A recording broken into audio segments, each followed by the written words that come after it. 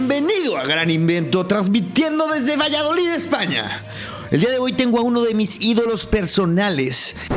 Y no es broma, Ciro Gómez Leiva es una de las voces más respetadas en México, un periodista que conduce el noticiero radiofónico más escuchado en dicho país. En televisión conduce el noticiero estelar de Imagen Televisión. Ha sido integrante de la lista anual de los 300 líderes mexicanos más importantes en múltiples ediciones. Su carrera profesional es bien conocida por los mexicanos porque desde hace años lo hemos visto en la tele. Sabemos que estuvo en Milenio Televisión, por ejemplo, estuvo en Canal 40. Lo recordarán también por estar en el programa Tercer Grado. Una exitosa carrera que ha estado de cerca de la innovación, empujando nuevos tipos de periodismo, empujando la libertad de expresión y ahora cercano a los medios digitales. En esta hora de charla hablo con Ciro, por ejemplo, de la nueva forma en que distribuimos las noticias, de el nuevo rol que tiene la televisión a nivel nacional e internacional. Hablamos del momento histórico que hemos vivido a raíz de la pandemia del coronavirus y también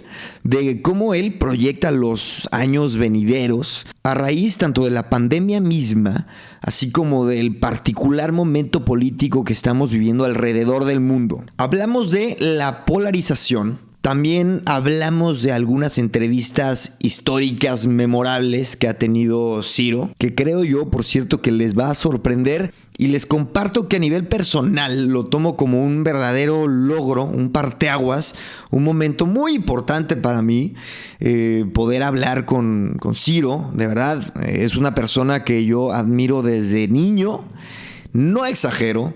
Perdóname, Ciro, por empezar el capítulo como noticiero. Se me hizo fácil, pero bueno, ahora sí vamos a darle. Episodio 88. Hace 88 años se inventó la frecuencia modulada, así la radio FM. Atención, radio. 88 años tiene el mítico locutor de radio Larry King. Pat O'Brien, the host of The Insiders in New York. Adolfo Hitler hace 88 años ideó lo que hoy es el Volkswagen Sedán o el Bocho.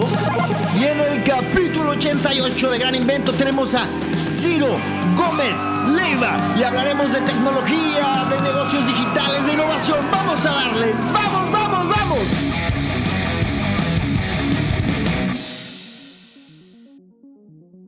Ciro Gómez Leiva, muchas gracias por estar aquí. Al contrario, Cristian, qué gusto estar contigo y estar con ustedes. Eso. Ciro, cuéntame, ¿en qué estás ahora mismo? Estoy en dos programas. Conduzco y dirijo un noticiero de radio en las mañanas y conduzco y dirijo un noticiero de televisión en las noches. El noticiero de radio es en Grupo Fórmula, es de las 7 a las 10 de la mañana.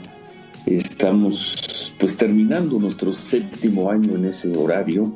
Nos ha ido muy bien. Hemos ido los 7 años sin fallar un solo mes. Hemos sido número 1 en audiencia de Radio Nacional. Entonces son 7 años, nos ha ido bien. Y en las noches, desde octubre del 2016, desde hace 4 años, conduzco el noticiero de la nueva cadena nacional de televisión de México, que es Imagen Televisión. Claro. Y ahí también nos ha ido muy bien. Ahí en audiencia peleamos el segundo lugar con el noticiero de Azteca. Sí estamos abajo de Televisa. Ellos son muy fuertes, el Canal 2, y además traen un carry de la telenovela que les deja un muy buen rating, pero ahí estamos bien, marcando bien y muy contentos, y además viviendo este apasionante momento de la vida pública mexicana y este apasionante año de COVID. Y México, como muchos otros países, ha sido un teatro de noticias, de drama, de esperanza, de novedad. Y en eso estamos, a muy, muy grandes rasgos, en eso estoy, Cristian. Eso es, momento histórico, ¿no? Lo que estamos viviendo en todo el mundo. Sí, a mí no me gusta usar el adjetivo histórico, precisamente porque se tiende a exagerar, ¿no? Se dice fue una victoria histórica, fue un discurso histórico, pero pues sin duda no hay ninguna referencia. En la historia contemporánea, y tomemos la historia contemporánea del siglo XIX mediados a la fecha, los últimos 170, 180 años, no hay nada parecido. Todos estudiamos en estos días o leímos o nos enteramos sobre la fiebre española de hace un siglo. Sí. Pero bueno, creo que no hay comparación con las dimensiones que ha tenido esta pandemia, ni con la universalidad que ha tenido. Yo no recuerdo nunca un hecho que nos hubiera igualado, ha colocado en situaciones muy parecidas a los chinos con los vietnamitas, los coreanos, los rusos, los filipinos, los griegos, los españoles, los argentinos, los de Nueva York, los californianos, los brasileños, los centroamericanos, los mexicanos, y le podemos seguir cómo fue el COVID. Sí es, en este caso, sí vale el adjetivo de histórico. Totalmente. Y más adelante quiero hablar contigo de los cambios que nos va a dejar el COVID, pero tú eres una de las voces más reconocidas y conocidas en México. Sin embargo, creo yo que poco se conoce de ti, de quién es Ciro, de dónde viene. ¿Quién es Ciro? ¿Quién es Ciro? Bueno, es un... Espero que la gente que me conoce y mi gente cercana diga que soy una buena persona, ¿no? Es lo que más desearía en la vida para responder la pregunta de quién es Ciro. Si mi gente cercana responde eso, te diría, Ciro está del otro lado, ¿no? ¿Quién soy en lo público, en lo profesional? Soy un periodista, pues ya con varios años en esto, un periodista que empezó fundando desde muy chavo canales de televisión, estaciones de radio, que también desde muy chavo, 25 años, conduje noticiero de televisión y luego entré a reportear. Hice esa parte de infantería maravillosa del periodismo escrito, a finales de los años 80, principios de los 90, que por cierto sigue siendo uno de los momentos que recuerdo con más cariño de mi carrera. Me tocó estar en los dos grandes periódicos mexicanos de los 90, que fueron El Financiero y El Reforma. Después me tocó fundar la revista Milenio, que luego se convertiría en el diario Milenio, y estando en Milenio me encargaron fundar el canal de noticias de televisión, Milenio Televisión. Lo dirigí, conduje también el noticiero principal. Me tocó fundar uno de esos canales de televisión míticos en México, míticos porque desde que nació hasta el último día que existió, estuvo en el debate, estuvo en la polémica, tuvo siempre un gran público, fue considerado un canal de ruptura en su momento, que fue CNI Canal 40. Claro. Ahí también me tocó fundarlo. El dueño, Javier Moreno Valle, me invitó. Fui el director editorial, dirigimos varios programas y cuando llegó la hora de hacer un noticiero, también lo conduje del 99 hasta el 2005, cuando murió el canal por una huelga y por el pleito que teníamos con Televisión Azteca. Claro. Y en fin, ¿no? Pues por ahí voy. Más tarde, bueno, estoy por cumplir 20 años trabajando en Radio Fórmula, los voy a cumplir ahora en marzo, toco madera, ojalá llegue. En este momento hablar a 3 meses es hablar, es depender un poco de la buena fortuna, ¿no? Pero en 3 meses estaremos cumpliendo 20 años, 7 de ellos, como te decía, en el horario de la mañana. Luego tuve el privilegio de cuando se ganó la licitación de la tercera cadena de televisión nacional en México, que el dueño Olegario Vázquez Aldir me invitara ahí nada más a conducir el noticiero de la noche, a prepararlo y conducirlo. Entonces, ¿quién soy yo? Soy un tipo muy agradecido con mi mercado profesional, muy agradecido con las empresas para las que he trabajado, y muy agradecido con el periodismo, muy agradecido con los medios de comunicación y de unos años para acá muy agradecido también con esas fantásticas plataformas de multiplicación que son las redes sociales. Perfecto. Ciro, pero también, a ver, comentas que desde chavo estás metido ya en proyectos grandes y quiero que me cuentes cómo era ser periodista en México en aquellos tiempos. Mira, yo puedo decir que comienzo a hacer ya periodismo en medios grandes a principios de los 90s. Okay. Y es un momento de gran apertura. Ahí se da una primavera periodística. Y especialmente en los dos periódicos en donde yo estuve, que fue el Financiero y luego el Reforma, ¿no? Sí se luchaba contra una política de muchos temores de los propietarios de los medios, de muy poca tolerancia por parte del poder político y de mucho castigo por parte de los anunciantes del sector comercial frente a cosas que incomodaran, ¿no? Claro. Pero ya para principios de los noventas, al menos en la prensa escrita, era una fiesta estar ahí y era una libertad total.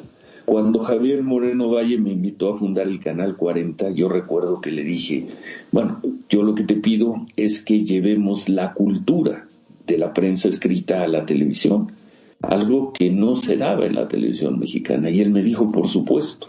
¿Cómo es la cultura de la prensa escrita? La cultura de la prensa escrita estaba...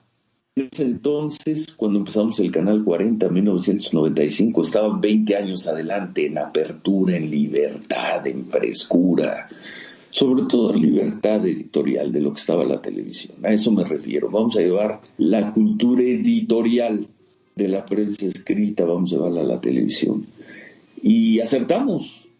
Yo creo, no me toca decirlo a mí, pero el Canal 40 fue un proyecto que... Y era un canal pequeño, finalmente era un canal de televisión abierta para el Valle de México, aunque nos llevaban algunos sistemas o bastantes sistemas de televisión de paga a todo el país. Nuestra fuerza era la señal abierta en Valle de México.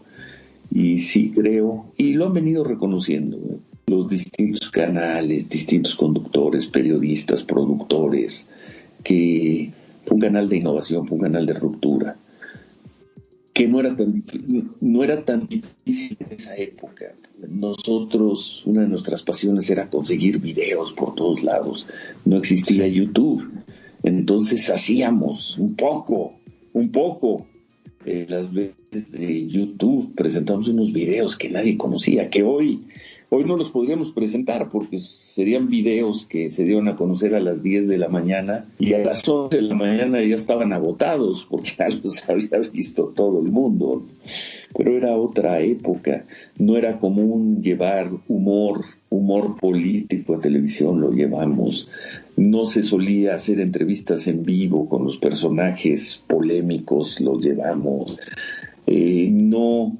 Prácticamente no se hacían crónicas, no se utilizaba un lenguaje mucho más televisivo, a veces cinematográfico, no se trabajaban las emociones en los noticieros. Yeah. Me acuerdo que uno de nuestros lemas de trabajo internos era televisión es emoción. Entonces queríamos hacer una televisión de emociones. En fin, más o menos así fue mi inicio. Y así lo recuerdo. Lo mitifico un poco, obviamente lo mitifico, pero lo recuerdo con mucho cariño. 25 años ya de eso. Hombre, yo me acuerdo también, yo vivía precisamente en la Ciudad de México cuando estabas en CNI 40.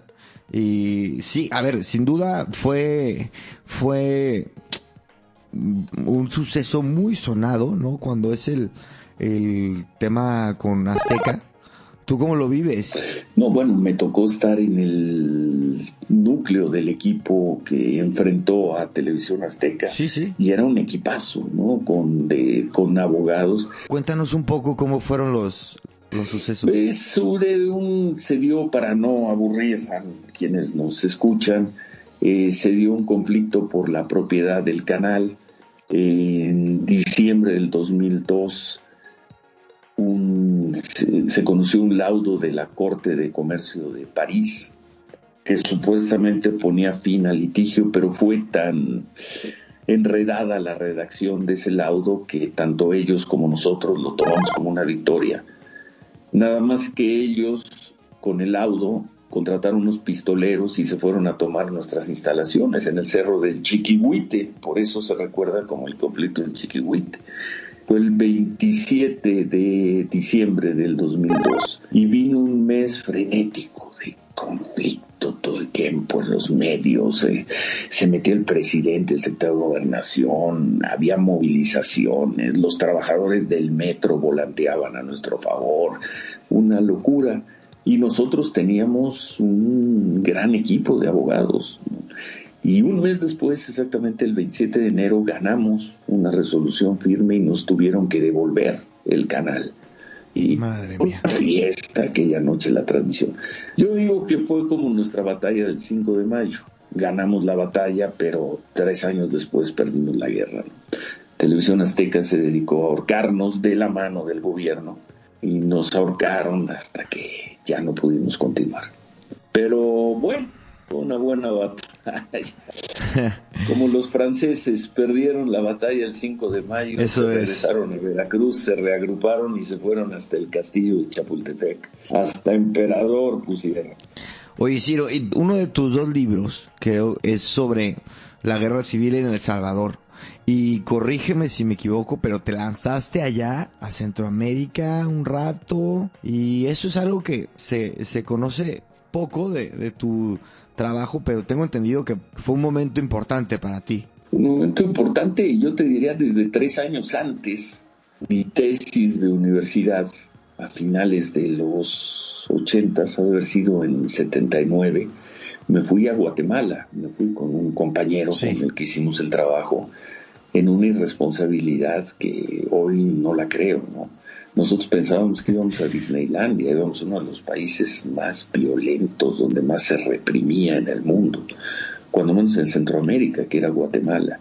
Y nosotros pensábamos que íbamos a hacer un trabajo para la Ibero, ¿no? Que en efecto, bueno, íbamos a hacer nuestra tesis para la Ibero. Pero pues a veces esa irresponsabilidad, esa candidez te salva, ¿no? Trabajamos, la libramos y bueno, buenos momentos muy de prensa escrita. Ya no regresé a Centroamérica, no regresé ni siquiera, es algo que lamento. El año pasado, el antepasado, finales del 18, quise ir a hacer la crónica, la frontera con Chiapas, de aquellas multitudinarias, recuerdas, ¿no?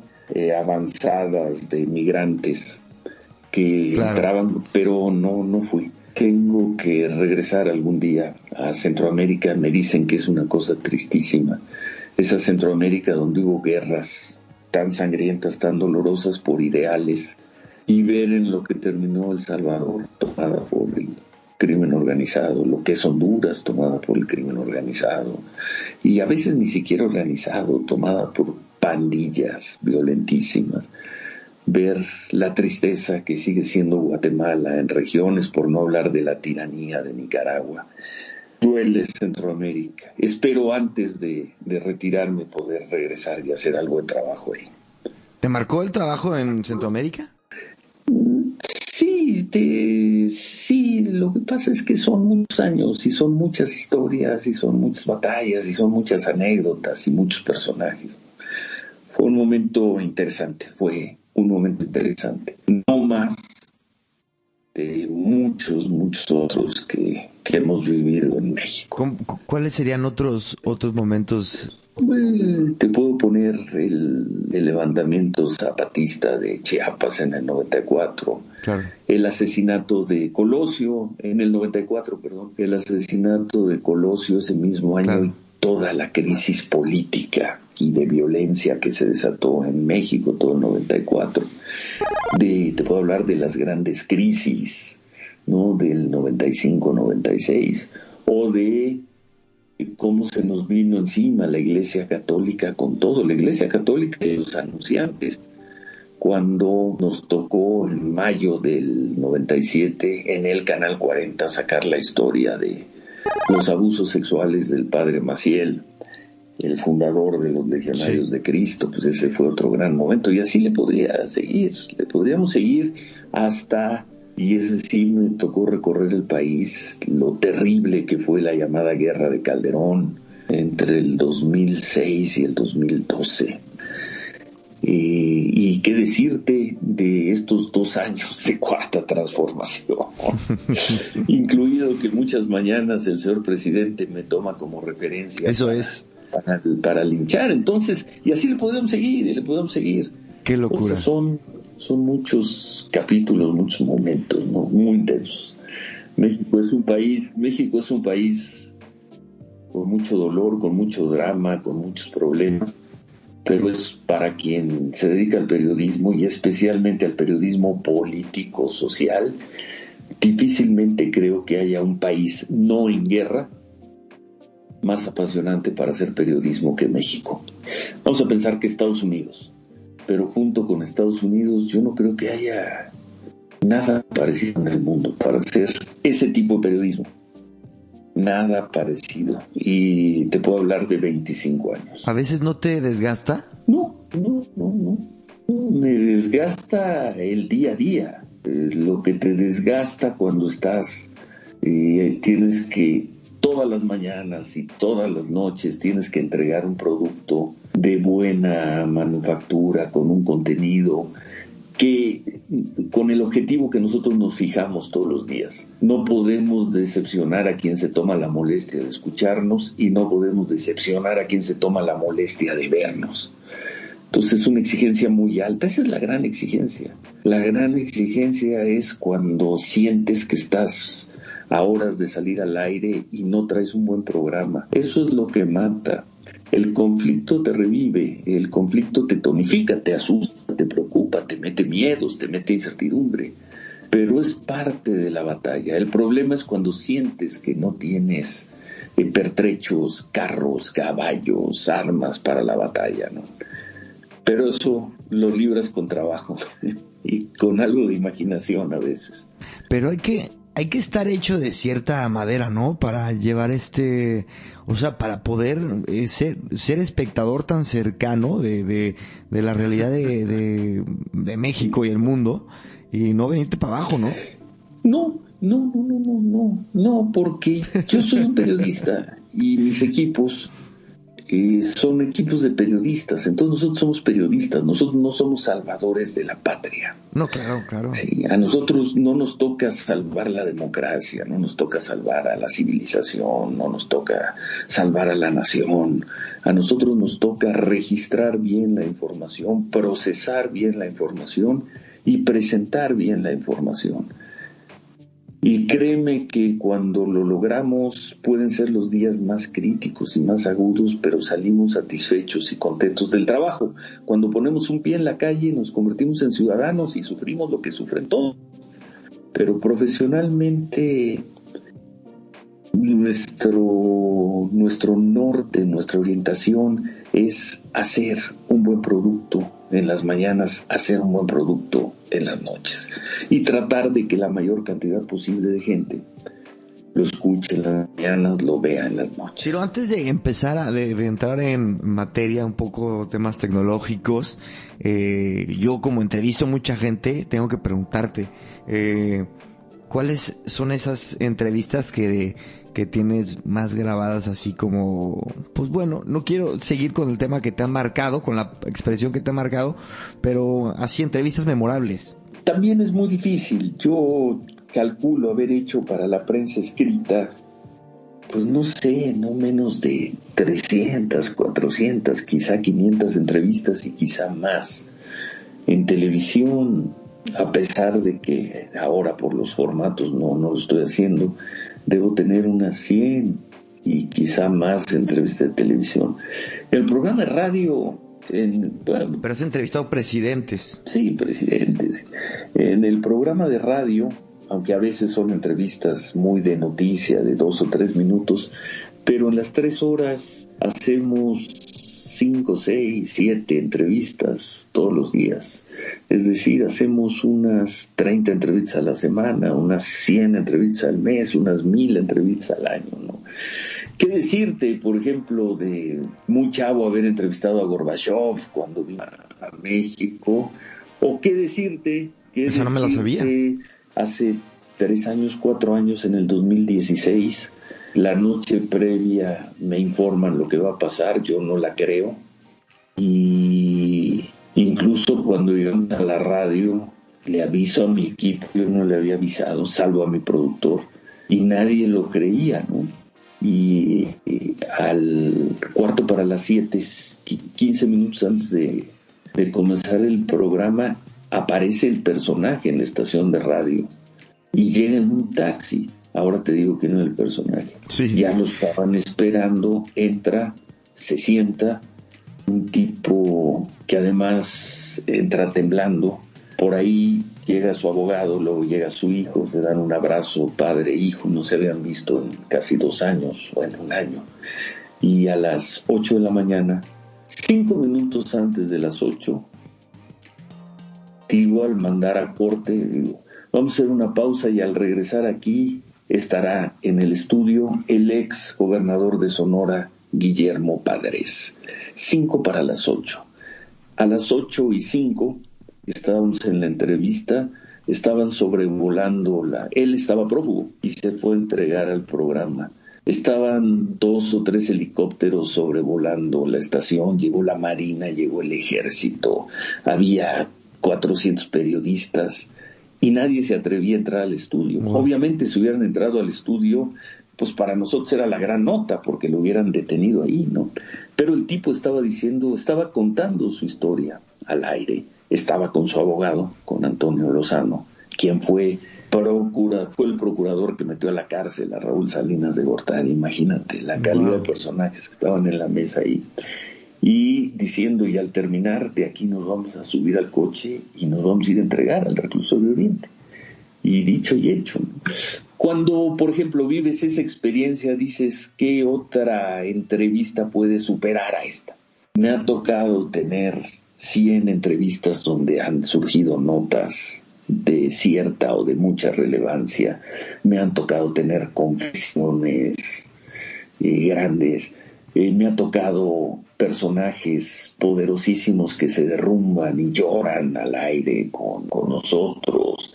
Me ha tocado ver a figuras emergentes que nadie pelaba, como Vicente Fox. Me tocó una entrevista de 2 horas a las 3 de la mañana en la Catedral de San Cristóbal con el subcomandante Marcos. Hace 3 días, ya no me acuerdo, me tocó alguna entrevista que también desató un buen debate, ¿no?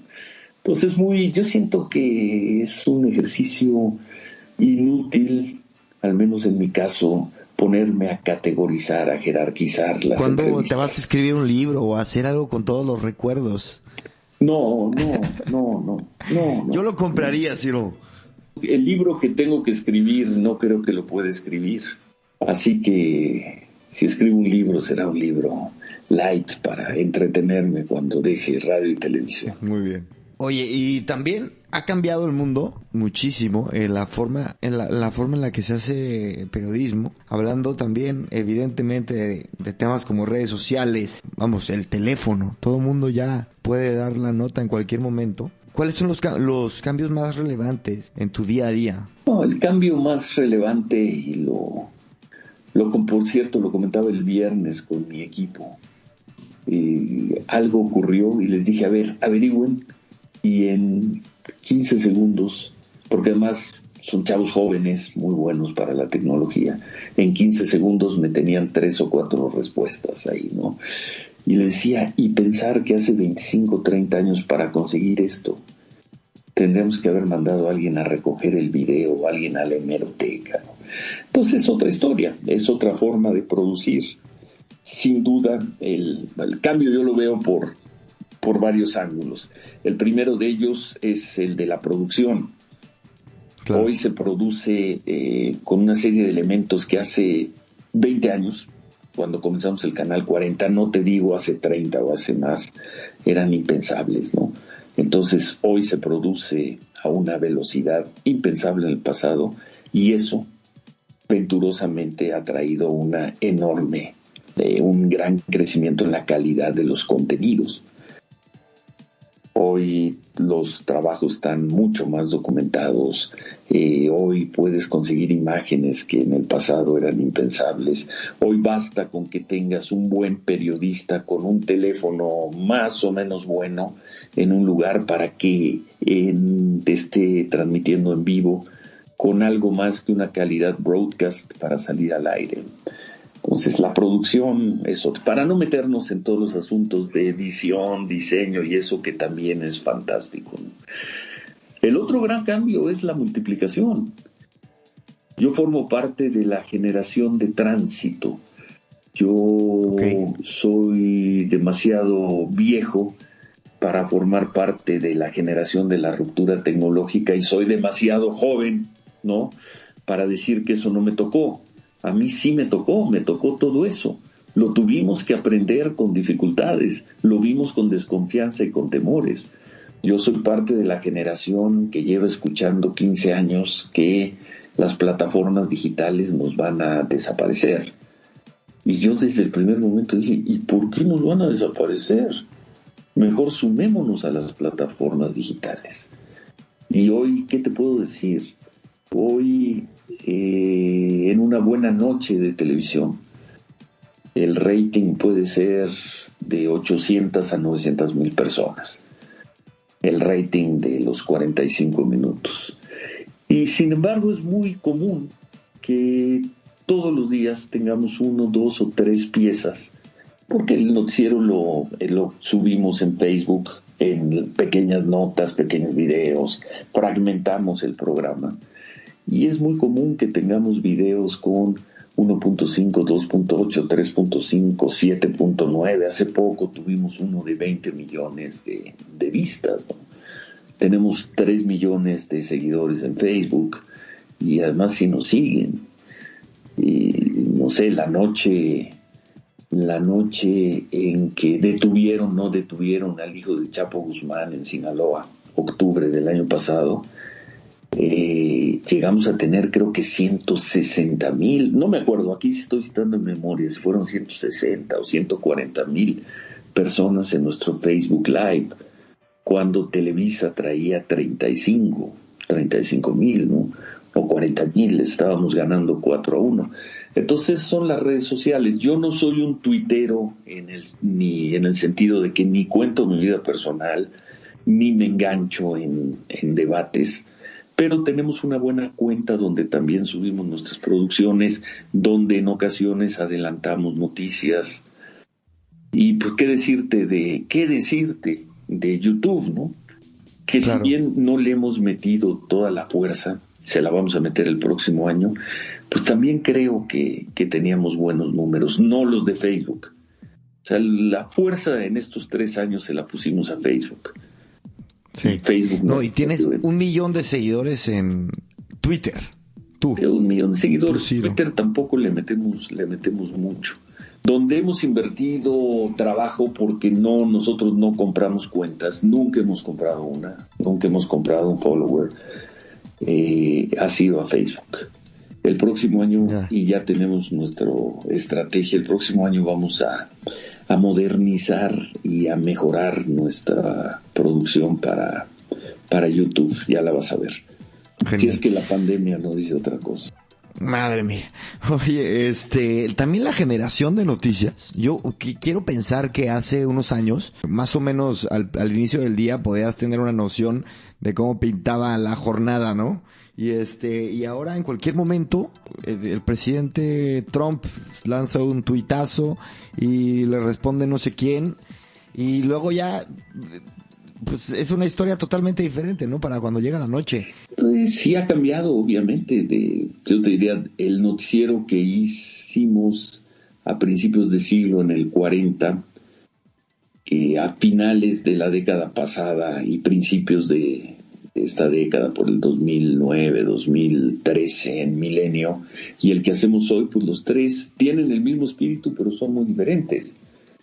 En aquel entonces, en el 40, sacar una imagen, contar una crónica, era la novedad y era la vanguardia. Hoy nuestro noticiero es un noticiero mucho más de valoración, mucho más de seleccionar ciertas historias. Nosotros, uno de nuestros lemas internos de trabajo, cuando explicábamos el proyecto a los dueños, a quienes contratábamos, es: vamos a ayudar a que mañana el padre tenga elementos para conversar y en todo caso ganarle la conversación a su hijo, o el hijo a su padre, el amigo al otro amigo, el jefe a este. Es valorar la información. Eso no lo hacen las redes sociales. Eso lo hace de alguna manera la prensa escrita, pero la prensa escrita aparece 7, 8 horas después que nosotros. Entonces es un noticiero de mucha jerarquización de información, de selección de temas y de valoración. En la noche importa mucho el cómo valoremos. La gente en la noche nos ve, ya no para informarse, ya vieron las imágenes, aunque se las vuelves a presentar de otra forma, contadas, explicadas. La gente en la noche quiere saber, fue bueno, fue malo, hizo bien, hizo mal, y sobre todo, la gente quiere irse a dormir con una idea de qué es lo que sigue o qué es lo que puede seguir. Eso no te lo dan las redes, no te lo dan las redes masivas, por supuesto, debe haber blogs que hacen eso. Pero, y creo que acertamos porque parece los estudios de opinión que se han hecho de mercado sobre nuestro programa coinciden con eso. Entonces la gente nos busca porque la gente al final del día, la gente hiperinformada, la gente que ya vio todo, que ya escuchó todo, que ya polemizó todo, al final siguen deseando que alguien les cuente la historia del día. Hoy la historia del día se cuenta de una manera muy distinta a como se contaba hace 5, 10, 20, 50 años, por supuesto. Pero siguen queriendo que les cuentes la historia del día. Y por eso te van a buscar a las 10:30 de la noche. Eso, yo vivo fuera de México hace 4 años, sin embargo, veo de repente en YouTube, de hecho, tu noticiero, y me llama la atención que le metes cada vez más colores, por llamarle de una forma a la noticia. Dime si me equivoco, pero más opinión hasta cierto punto. ¿Emoción puede ser? Claro, me criticaban y me decían, es que ¿qué porcentaje de opinión debe tener un noticiero? Le digo, pues el nuestro puede tener 99% de problema. Claro, no hay nada en este negocio, así nació el periodismo y así va a morir, no hay nada como dar la nota. Claro. No hay nada como traer la imagen que nadie ha visto, presentar al personaje que no ha hablado, ¿no? Sacar los documentos que todo el mundo está buscando y no había dado con ellos. No hay nada como la nota. Cuando tienes la nota, es la nota. Y vas a presentarlo de una manera muy parecida como lo hacías hace algunos años. Desde luego hoy con el diseño, la tecnología, los formatos, pero no hay nada como la nota. Ahora, después de la nota, cuenta bien el día y agrégale una valoración. La gente, los chavos, si podemos hablar chavos hoy de 50 y menores, están 50 y menores, hablando de personas que entraron al mundo de la internet hace 25 años, están acostumbrados a ver lo que quieren cuando quieren. Claro. Ir a la televisión a una hora determinada implica que les vas a dar algo que no les está dando el mundo del internet. Aunque te ven en internet, eso es lo que yo me refiero. Nosotros decimos, nuestro noticiero es un noticiero de muchas pantallas. La más importante, desde luego, es la televisión abierta. Pero también nos importa mucho la pantalla de la televisión de paga, y la pantalla del desk, y la pantalla del teléfono, y la pantalla de YouTube, y la pantalla del Facebook, y la pantalla de Twitter. Pero en una cosa coinciden todas esas pantallas: empiezan a la misma hora. Y si quieres ver el programa, nos tienes que buscar. Si no lo quieres ver, ok, ahí te va. Te segmentamos y te fragmentamos el programa para que lo veas cuando quieras, donde quieras y como quieras. Y es fascinante porque es un aprendizaje. Me decían, es que tu generación va a ser una generación desplazada por la tecnología. Al contrario, la tecnología nos trajo nuevo aire y la tecnología nos trae un aprendizaje diario. Todos los días hay una nueva cámara, todos los días ocurrió algo en el Facebook en Nueva Zelanda o en Tailandia, que hay que ver cómo le están haciendo, cómo están transmitiendo, qué están adelantando, qué información están reservando. Entonces es un gran aprendizaje. Claro. ¿Qué opinas, Ciro, de que cada vez se están polarizando más, sobre todo, por ejemplo, México, Estados Unidos Y también un poco por el cómo resuenan las noticias y cómo se distribuyen en medios digitales, ¿no? A la gente de derechas le aparece lo de derechas y solamente y sobre todo le aparece cosas como muy extremistas, ¿no? Sí, estoy de acuerdo. Me imagino que viste el documental de Social Dilemma. Claro. Lo viste y es al final, cuando entra a la parte Buenísimo. político-social, es eso, ¿no? Se ha eliminado el espacio de mediación que podían ser los medios o que podía ser la política, porque un sector de la sociedad solo se informa, solo busca y consigue lo que quiere buscar y escuchar y ver. Y otra parte de la sociedad antagonista es exactamente lo mismo. Entonces son dos grupos de la sociedad, cada quien viviendo su mundo. Y en momentos de encono, pues no hay un punto de mediación, no hay un punto de diálogo, de entendimiento, de acuerdo. Me parece un poco exagerada la tesis, pero pues sin duda la hemos visto. Y sin embargo, mira Estados Unidos. Si quieres, luego vamos al tema de México. Estados Unidos, yo escuché de mentes brillantísimas que veían cerca el escenario de una guerra civil y yo decía, no mames, Estados Unidos, que se vengan a México y vean lo que es polarización salvaje. Y cuando veías cómo mataron a un chavito en una manifestación y la violencia de los grupos del Black Lives Matter, decías, Y sin embargo, ¿qué pasó? Los ultras de Trump se informaron en sus redes, se cargaron de odio en sus redes, se expresaron en sus redes, se organizaron en sus redes. Y el mundo anti-Trump hizo lo propio en plataformas muy parecidas. Y al final, ¿qué pasó? Fue una elección como todas. Funcionaron las instituciones, fueron las televisoras las que determinaron a los ganadores, como lo vienen haciendo desde los años 50. Fueron las encuestas de las televisoras las que marcaron las tendencias. En los 50 estados, claro, las tendencias de las televisoras coincidieron con los resultados de las autoridades locales. Trump pataleó un poco, sus ultras se manifestaron un poco, y a fin de cuentas, la elección fue una elección como todas en Estados Unidos. Ni siquiera fue la más tensa, no fue como la del 2000. Entonces, la de Bush contra Gore, que se resolvió hasta mediados de diciembre. Entonces, no que la gente ya no se quería informar más allá de sus plataformas. Nunca, creo, en la historia de las elecciones en Estados Unidos, y yo diría en el mundo, la televisión jugó un papel más importante que la que jugó en estas elecciones. Hace un mes, esto no fue en el siglo pasado, hace un mes y medio. Ahí se siguieron las elecciones, los mensajes centrales se difundieron antes que en ningún otro lugar en la televisión. Y después se multiplicaron millones de veces en las redes. Y ahí lo tienes. Pero la polarización sí es más notable, ¿no? No lo sé, yo no estaría de acuerdo. Le puedes hablar con tu padre, por ejemplo, y que te platique porque a ellos les tocó vivir, incluso les tocó en algún momento estar ahí, las manifestaciones de los años 60 contra la guerra de Vietnam eran mucho más brutales. No sé si más brutales que las que se dieron después del asesinato de George Floyd, la de I Can Breathe y lo que desató el Black Lives Matter. Sí.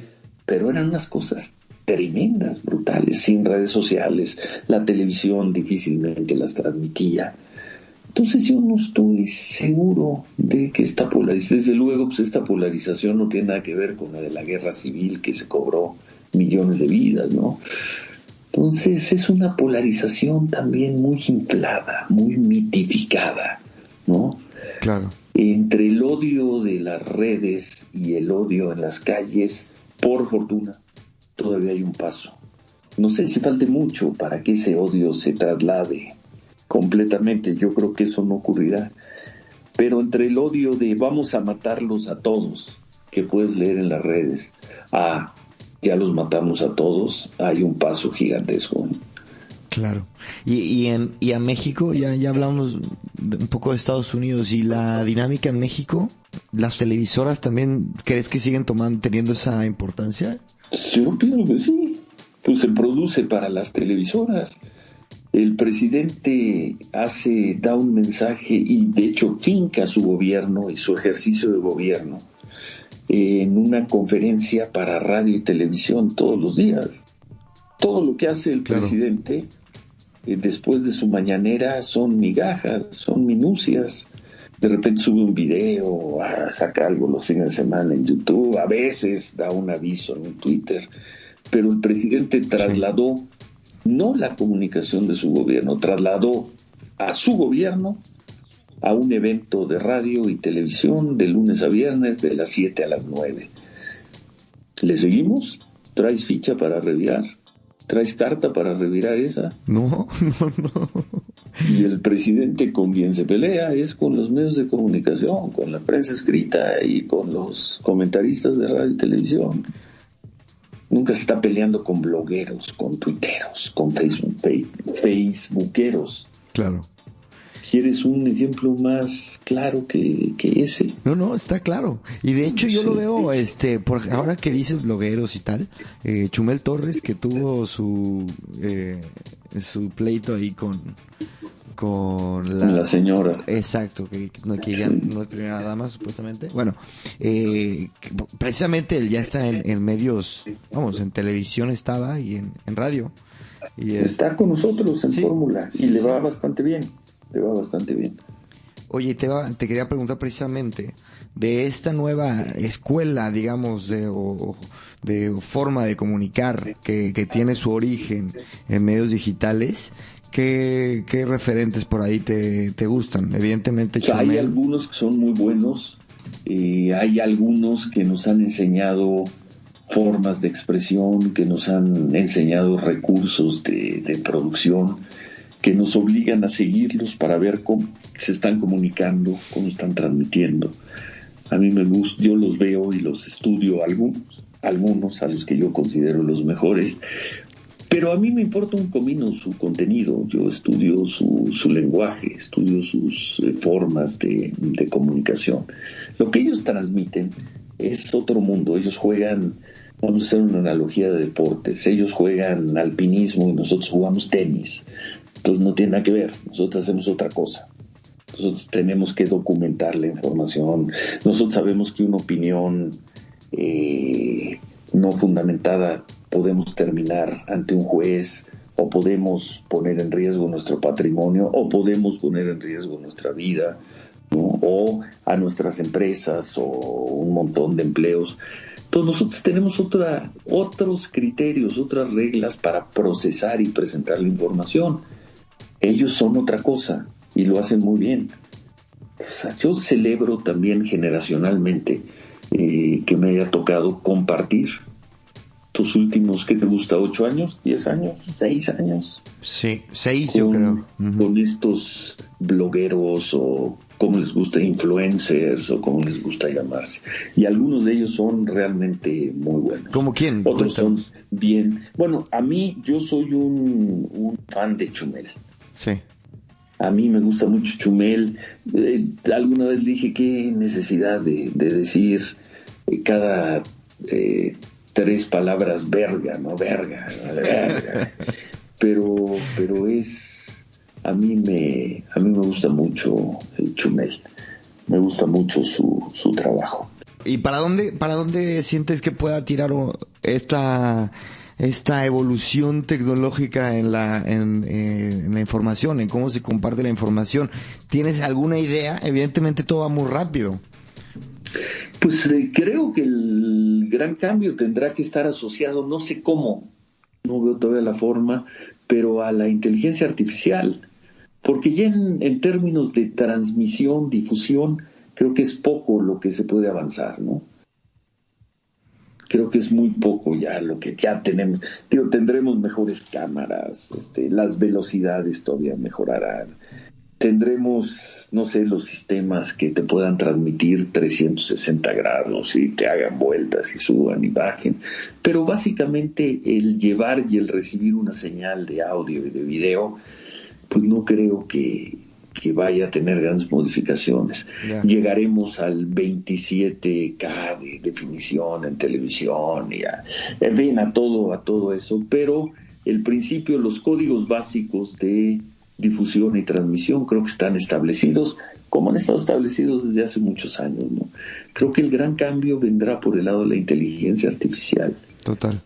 ¿Qué tanto de lo que transmitamos tendrá que ver con inteligencia artificial? ¿Qué tanto de las nuevas formas de consumo de nuestros mensajes se van a dar por alguna vía de inteligencia artificial? Creo que por ahí va a venir la transformación. Si te das cuenta, hay un empantanamiento tecnológico después de la revolución fenomenal que se da entre el 2000, vamos a ponerle el 2003 y el 2010. Si tomamos 2010 ya como la irrupción de WhatsApp en el mercado, si ves los siguientes 10 años en términos de difusión, prácticamente no ha pasado nada. Totalmente de acuerdo. Sí, sí. Facebook, Twitter, YouTube, WhatsApp, BlackBerry, todo más el 2.0, 3.0, 4.0, desde luego los teléfonos inteligentes. Esa transformación se da en un lapso muy breve. ¿Qué te gusta? Si rastreamos Twitter creo que nace en 2005, 2006. Facebook se masifica por 2005, 2004, 2005. Ese cambio se da en 10 años, del 2003 al 2011. Y después de eso no ha pasado gran cosa. Eso es. No ha pasado gran cosa, al menos en términos de un mercado de difusión y recepción de información. Así que creo que debemos estar cerca, y cerca pueden ser 6 años, 5 años, 3, 10 años, de que venga una segunda ola de transformación. Es muy difícil seguir el paso de innovación que vivimos a principios de siglo. Total. Y fíjate qué curioso, porque el podcast, que es este medio, lleva muchísimos años y precisamente en los últimos 2-3 años ha crecido no exponencialmente, pero sí ha duplicado. Por ejemplo, en países como España ha duplicado su audiencia. Y precisamente te quiero preguntar, ¿tú qué opinas del podcast? ¿Te gusta? El podcast de alguna manera tiene la desventaja que tienen los medios tradicionales, la radio y la televisión. Tienes que ir por él, tienes que irlo a buscar, ¿no? Sabes dónde está, tienes que ir por él. Desde luego ahí lo tienes y puedes seleccionar qué es lo que quieres escuchar. Pero me cuesta. Finalmente es una belleza. He escuchado reportajes en podcast que son como las viejas radionovelas, ¿no? Pero esto en realidad, en no ficción, hay unas cosas de artistas, hay unos podcasts fascinantes de artistas, de músicos, algunos de noticias, otros de mera conversación y de chats, pero hay que irlo a buscar. Es un poco como ir a la biblioteca. Claro, una biblioteca que la tienes al alcance de tu mano, pero hay que navegarle. Me gusta y no estoy tan seguro de que haya un mercado masivo de gente que se quiera sentar a escuchar una hora esta conversación. Seguramente habrá algunas personas. No creo que sea el mercado más grande, pero bueno, es muy interesante y es fascinante. Cómo es fascinante la prensa escrita y es fascinante la televisión y es fascinante son fascinantes las páginas. Mira, por ejemplo, el podcast más escuchado en el mundo es el de Joe Rogan, que tiene unos capítulos de 3 horas. Y y el formato, la maravilla del podcast es que requieres básicamente 0 producción y tienes también básicamente 0 limitaciones de tiempo para poder escuchar opiniones que tal vez no da tiempo de ver en un Instagram Story o en Twitter o tal, a menos de que tengas un noticiero como tú. Claro, sí. Pero me gusta mucho. Y el equivalente, lo que se está haciendo como podcast, que no se llaman podcast, pero que está haciendo, por ejemplo, Netflix, es maravilloso. Lo que hicieron con David Letterman, no sé si viste su serie de entrevistas. Subió 7, 8, 10 entrevistas. Pues es una especie de podcast, ahí está, ¿no? Y lo tienes listo, lo puedes descargar, ver y escuchar, también sin restricciones, sin límite de minutos, de tiempo, y es delicioso porque solo ahí, nunca en la radio, nunca en la televisión, solo ahí consigues este ritmo, solo ahí consigues esta cadencia, en ocasiones solo ahí consigues esta intimidad, ¿no? Esta charla que estamos teniendo, si la tuviéramos en radio, primero creo que nunca la habríamos tenido en radio, y segundo, mínimo habríamos tenido que mandar ya 2 o 3 veces a cortes comerciales y hubiéramos interrumpido con un resumen de noticias. Entonces, esa forma de producción que finalmente es la vieja radio, es la radio de mucha plática, es la radio de mucha cercanía, es la radio con pausa, te la da el podcast y te la da muy bien. Y también, Ciro, sobre el tema COVID que hemos hablado poco, te quiero preguntar, y ya estos son sensaciones, ¿cómo percibes los próximos meses? ¿Optimista? Sí. Primero optimista porque hubo un aprendizaje colectivo que luego olvidamos, pero un aprendizaje mundial colectivo que creo que va a traer una nueva cultura del cuidado, de la protección, de la salud, más allá de cómo termine la pandemia del COVID. Creo que hay un cambio cultural muy importante. Así como los atentados del 11 de septiembre de 2001 trajeron un cambio cultural terrible en las medidas de seguridad, en los protocolos, en la desconfianza, el COVID traerá su transformación cultural en la vida cotidiana muy grande. Va a traer esa virtud. Y optimista. Y pues bueno, pues optimista en la medida de que vamos a pensar que lo que se está informando en torno a las vacunas es correcto, y vamos a pensar en que una vez más esa frase que tanto le atribuyen a las derechas tendrá razón, que es la civilización volvió a estar en manos de un puñado de personas, y ese puñado de personas nos volvieron a salvar, y ese puñado de personas fueron 6, 7, 8, 10 centros de conocimiento, todos, bueno, salvo los chinos y dicen los rusos, todos en el mundo occidental, todos con lo que en algunos países hoy describe negativamente como la cultura neoliberal. Fue esa tecnología, fueron esos 8 laboratorios los que desarrollaron la vacuna que antes que nada nos va a traer tranquilidad, y esa tranquilidad va a traer sin duda una reactivación económica. Y yo pienso, hipótesis mía, ya que al igual que tú y al igual que todo el mundo hemos leído más que nunca prensa extranjera, hemos leído cosas de Alemania, de China, de Japón, de Estados Unidos, de Málaga, yo sí creo y sí siento que a partir de finales del próximo año o en el 22, 23 vamos a vivir una especie de renacimiento, Wow. No solo de renacimiento por el crecimiento económico natural que se va a dar después de las caídas de este año y de parte del próximo, ¿no? Pero esa combinación entre todavía hay algo que creer, y ese algo que creer puede ser la ciencia y puede ser la solidaridad de la ciencia, ¿no? Más los cambios de vida cotidiana, este reencuentro también que hubo con el otro en formas que nosotros pensábamos que estaban agotadas, esta forma de solidaridad que se dio obligadamente por el COVID. Yo veo un renacimiento, yo veo si es que funcionan las vacunas, bla, bla, bla, yo veo un renacimiento no solo económico, sino emotivo y cultural en el 22, 23, 24 y quizá de largo aliento, de larga duración, ojalá, porque además yo tengo hijos que se están incorporando al mercado laboral, Veo un talento brutal en una generación de personas que están entre los 20 y los 35 años, 20 y 40 años, que pocas cosas desearía más que tuvieran un mercado donde pudieran expresar a plenitud todo lo que saben y todo para lo que se han preparado.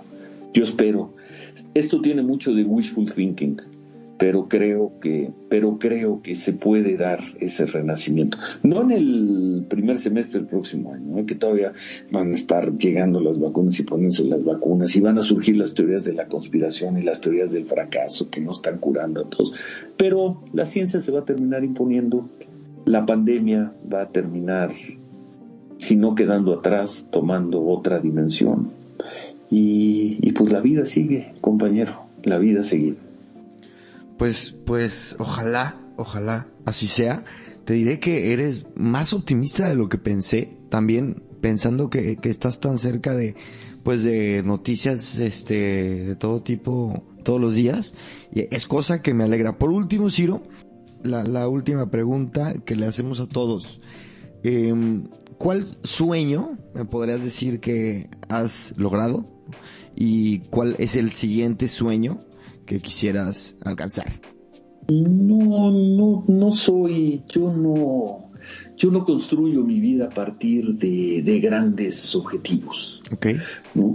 Yo la construyo en mi trabajo. Mi sueño es mañana poder hacer un buen programa en la mañana y un buen programa en la noche. En mi vida cotidiana es estar cerca y con mucho amor de los seres a quienes quiero. En la vida material, yo formo parte de la generación de quienes nunca tuvimos mayor ambición en ser ricos, ni en tener propiedades, ni nada. Entonces, por ese lado tampoco. No tengo ninguna aspiración creativa de que tengo que hacer un nuevo proyecto. Si se llega a presentar, lo haré, y si no, quizá mi sueño sea vivir bien y vivir con una cierta plenitud los 10, 12, 14, con suerte 15, 17 años de vida útil que todavía me quedan.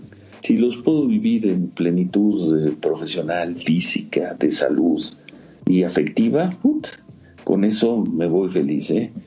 Sí. No necesito ni comprarme un coche, ni cambiar de novia, ni comprarme un edificio. No necesito, ni volverme muy famoso. Bueno, ya eres un poco. ni escalar el Himalaya o una cosa. No. Mi bucket list es bastante sencilla.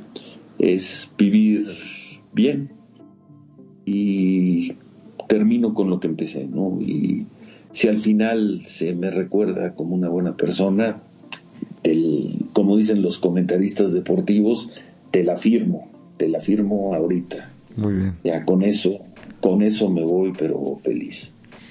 Muy bien, pues Ciro, muchas gracias. Nos despedimos, no me cuelgues, pero bueno, muchas gracias a todos los que nos escucharon. Yo soy Chris con Ciro Gómez Leiva y esta fue otra entrevista de Gran Invento.